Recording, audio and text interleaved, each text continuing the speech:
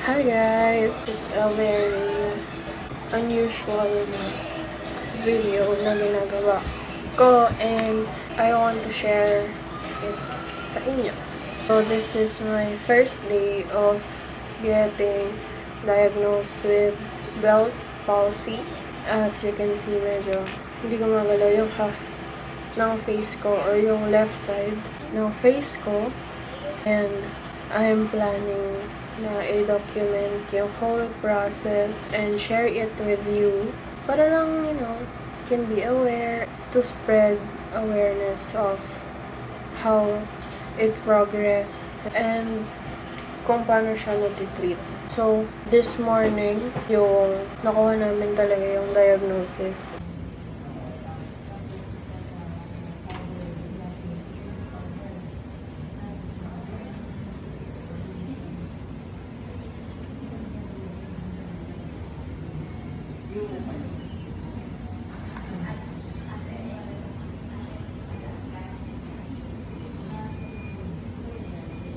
And it was not easy na tanggapin yun kasi kahit ako nagulat na nagkaroon ako actually kasi sumakit lang yung itong part ng face ko tsaka ito. Tapos next morning, yun na, hindi na nakakagalaw yung half ng face ko. Pero before that, parang 3 days na papaproduce ng tears. Hello! This is Sia! Can you say hi, guys? Hi guys! I'm vlogging! I'm vlogging! Ito yung medyo sumakit siya. Tsaka yung dito sa may baba niya na part. And then this part. Tapos, pagkagising ko this morning, hindi ko na magalaw yung half ng face ko. So, akala ko nung una is baka nangangalay lang, ganon. Tapos, tinawag ko yung mom ko. Pinakita ko sa kanya. And, nagtaka din siya, actually. Tapos, tinawag niya yung tita ko. Tapos yun, sabi ng tita ko na baka nga Bell's palsy. Kasi nagkaroon na din siya ng anak na naranasan din yung Bell's palsy. Medyo mahirap talaga magsalita.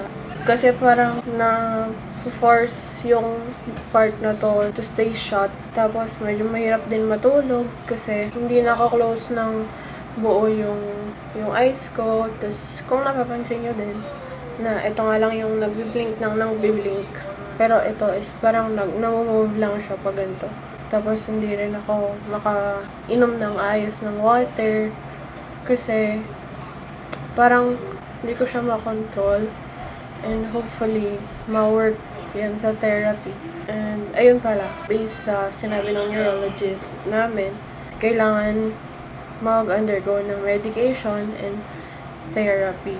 Yun lang, hopefully, medyo mabilis-bilis yung progress ng paggaling ko and sana hindi siya abutin ng pasukan, pero I will keep on updating you guys on what's happening and ano na bang progress, ano na bang nangyayari. And I will also try na maisama kayo during my therapy sessions. And yun lang. Hi guys! Second day ko na ngayon after getting the diagnosis ng Bell's palsy. Makikita niya na itong side, hindi na talaga siya gumagalaw. Parang 80% na lang or 70% na lang yung nagalaw dito.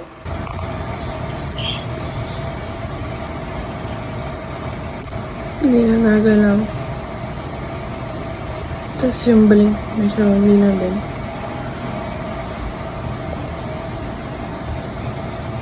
Kapag nagsismile ako, hindi na din ito masyadong nataas. Unlike kahapon. Pero ngayon, na masyado talaga. Tapos parang nararamdaman ko yung medyo mababa na tong ng mata ko. Tapos kailangan lagi ako may tissue sa tabi kasi bawal ko talagang hawakan yung mata ko kasi nga hindi siya nagbe-blink. So, medyo prone siya na pasukan ng germs, mga dumi, ganun. So, pati yung kuko ko, pinagupit din ni Doc. Ngayon is yung day ng consult kami sa physical therapist doon sa ospital para malaman namin kung ano yung mga gagawin tsaka mabigyan niya kami ng schedule para doon sa therapy. Aga-aga kami pupunta ng ospital ngayon. Kasi 10 o'clock yung time. Tapos sa pagkain din pala, medyo mahirap talaga kumain ng food na yung kailangan mong kagatin. Kasi kahit ito nakakanguya, minsan naluluwa dito kasi nga hindi siya nakokontrol. So, minsan lumulusot yung pagkain, nalalaglag, ganun. Katulad kahapon, kahit naka-straw ako ng milk tea, natatapon ko din siya. Kasi nga, hindi ko to masara ng maayos. Kasi wala akong control dyan. Yung pag-inom, medyo mas comfortable ako na sa baso siya, walang straw, wag din sa bote. Yun yung mga natutunan ko na medyo okay sa akin yun kapag nasa baso lang. Kain muna kaming breakfast kasi inom akong gamot, tapos magre-ready na kami para pumunta sa ospital. Tapos itatry ko kayong isama doon sa ospital mamaya.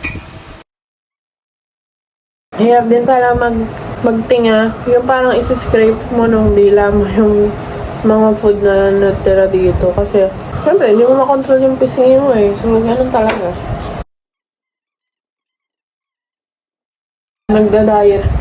Diet na dapat kami ngayon. Tapos mag-gym kami. Yun na talaga ang initial plan ngayong July. Pero July 1 pa lang.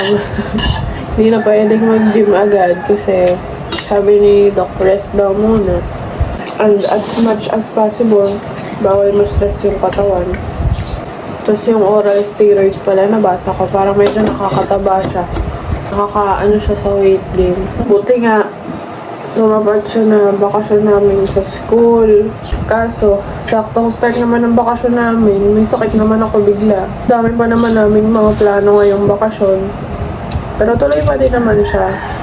Nahihiya nga ako kasi syempre, bakit ko sa picture nakaganyan lang. Magre-ready na kami maya-maya.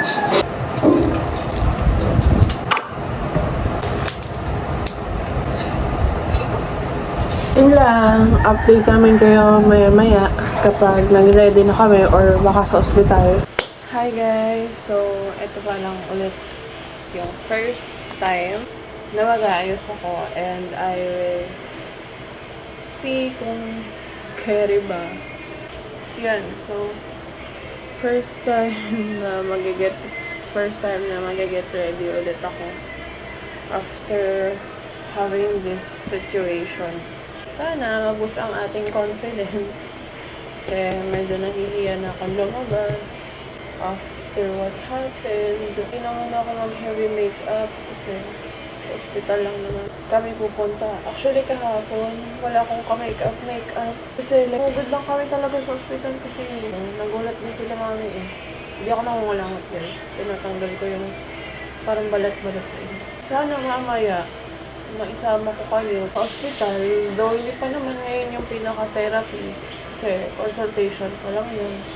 Alam niyo ba guys?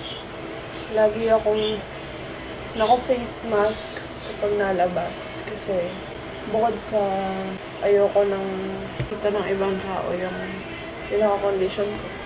Pero nagbablog. Well, ayoko pa muna. Kasi hindi ko naman ito i-upload right away.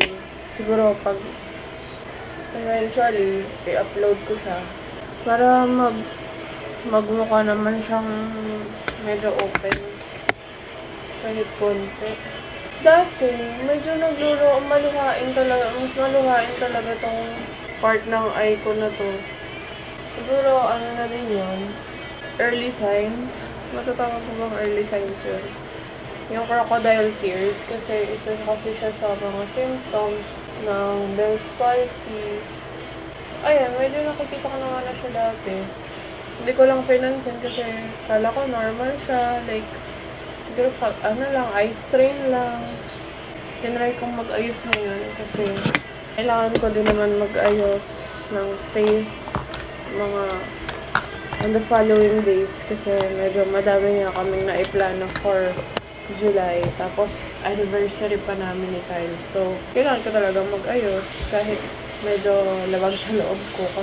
Parang nakaka-hold back din yung siyempre gusto naman natin yung pag nakikita tayo na tao is yung okay tayo, yung wala tayong nararamdaman. Pero walang magagawa, ganun talaga. Hindi naman natin pinlano lahat to. Hindi naman natin ginusto na magkaroon tayo ng mga karamdaman. Mga hindi na ako mag-blush or ano. Wala na, lip tint na lang. Dahil hindi ka kayang buhanan. Ako na lang mag-spread nito. Ito muna ang view na makikita nyo ngayong mga susunod na linggo. Dahil,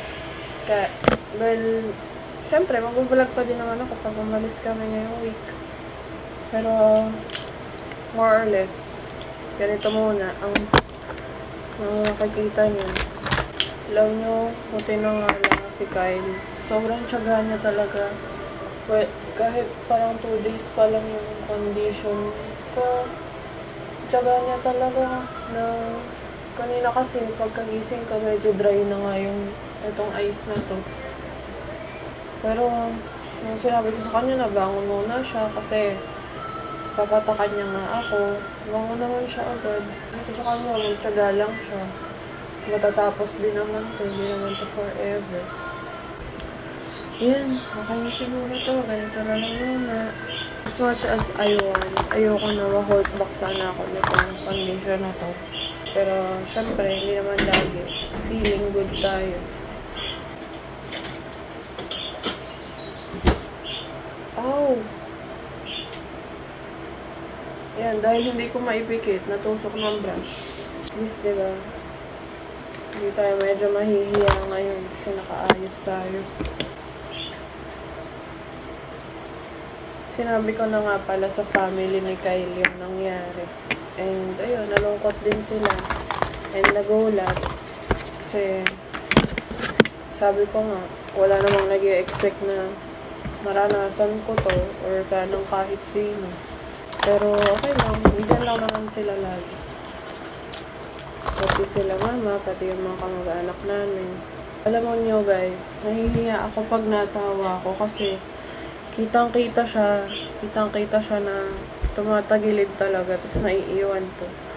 So, medyo nahihiya ba akong ganun. Lalo na pag nakipag-usap sa iba, bukod sa family namin dito sa loob ng bahay namin, nahihiya din ako na makipag-usap sa labas, ganun. Kaya minsan si Kyle yung nabili sa labas kapag may kailangan ako. 8:45 na, so baka umalis kami ng 9:00. Share ko pala din sa inyo yung pabango na nabili namin sa Zara. Minsan kasi pag may budget, doon kami nabili ng pabango. And ito, ano siya, 2 pabango na siya. Tapos mura lang. Nasa 1K plus. Yan. Pabango siya. Parang, ayoko kasi gamitin siya for everyday. Kasi pabango naman ako. Ito parang expensive yung amoy nun, yung kanina. Tapos, ito yung isa. Yan yung isa. Ito medyo okay siya gamitin everyday. Kasi parang casual lang naman siyang perfume. Pero, hindi ko na siya gagamitin yung iba yung gagamitin kong pabango. Ito, nasa atomizer na. Kasi lagi kong dinadala. Hirap naman kapag isang buong bote yung dinadala mo, di ba? Medyo pangit lang yung spray nitong nabili ko. Ewan ko kung bakit. Baka defective lang talaga siya. Nga pala guys, kapag may nanonood sa inyo na mayroon ding condition katulad ko na medyo mas matagal nang na-experience, share nyo lang kung anong mga tips nyo kung paano maging more comfortable. Yun lang, update ko kayo mamaya kasi tumatawag na si Daddy. Hello guys! Dito na kami sa hospital and nakaka-approve na kami pala ng HMO. Tapos nakapagpalista na din ako dun sa PT rehabilitation. And naghihintay na lang kami ng 10 o'clock. 9:24 pa lang ngayon. 10 pa kasi yung schedule ng doctor. Pero pumunta lang kami ng maaga. Kasi buti na lang pumunta kami ng maaga kasi ano pala siya, hindi pala siya by order kung anong oras ka dumating or anong oras ka nagpalista. ano siya, may priority na patient. Siyempre, una sila, tapos alternate nung priority and regular lang, gano'n. Na medyo mabilis lang din yung consultation para makapagpahinga din tayo kasi bawal din tayong mapagod or ma-stress, and as much as possible dapat naka-relax lang and rest lang sa bahay talaga. Kasi susunod pala sila mami mamaya. Nagluluha na yung mata ko. Magpapa eye drops pa nga ako kasi medyo parang nanuyot yung mata ko dun. Nagmotor kasi kami. Siguro dapat talaga magsalamin na ako or wag na lang po muna sa motor sumakay mamaya. Pero if walang choice, edi magsasalamin na lang tayo. Ganun.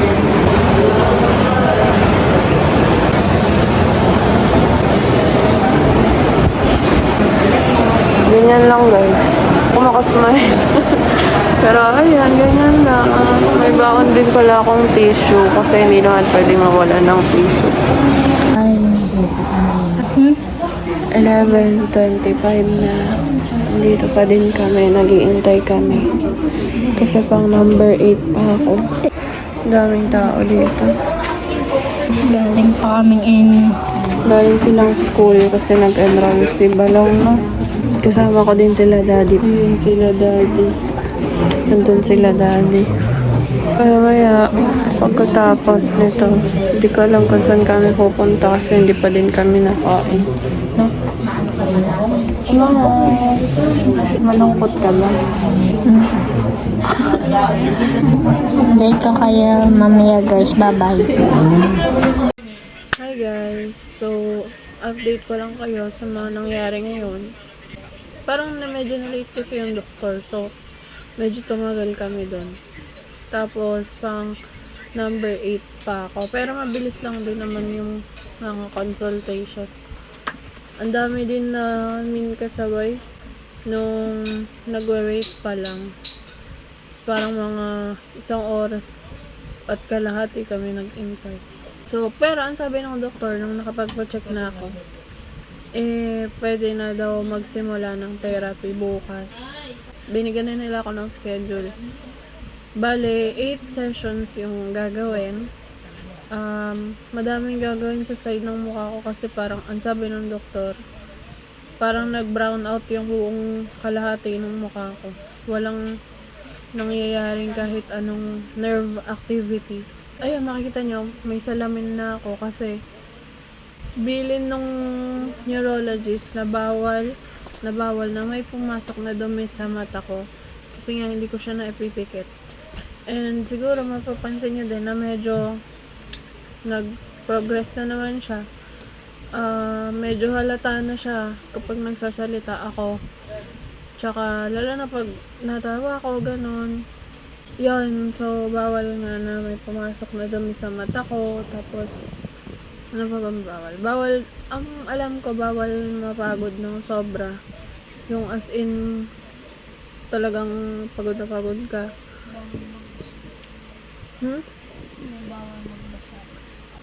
Pwede naman magbasa, pero dati kasi ang routine ko is sa gabi ako naliligo kasi sa gabi din ako nagwo-work. Pero baka baguhin ko na yon kasi hindi ko alam baka isa din yun sa na-trigger. Tapos medyo na-frustrate ako kanina kasi sobrang hirap kumain guys. Sobrang hirap talaga. Yung ngunguya ka dito, tapos lalabas yung pagkain mo dito. Ang hirap nun. Parang hindi mo kasi control yung bibig mo. Tapos parang mayat maya, kailangan may tissue akong gawa ng sa mata ko. Ayoko naman matanggalan ng motivation, pero kailangan kasi malakas ang loob ko. Pero syempre hindi naman mawawala na naiinis ako kasi hindi ko magawa yung mga ginagawa ko dati, gano'n. Na nagagawa ko naman, pero mahirap talaga. Anong masasabi mo sa sakit ko? Manong ko. Bakit? Kasi hindi nakakagalaw yung isa. Yung isa, mabait ka ba? Ayun lang. Sana makuha namin ng 3 weeks lang. Kasi sabi ni Doc, sana talaga makuha namin ng 3 weeks na therapy lang. Pag tumaas daw yung mga score ko sa mga activity, pwede na daw namin gawin yung ilang therapy sa bahay. Pwede na kami hindi pumunta doon. So, parang siguro ituturo na lang nila sa mga kasama ko pag nagpupunta sa therapy. Tapos, pwede namin ituloy sa bahay. Bukas, i-update ko ulit kayo kasi magpapa-therapy na ako bukas. First session ko yun. Tatanungin ko kung pwedeng i-record. Kaya i-time-lapse para kasama ko pa din kayo. Bye! Bye ka na! Bye ka na!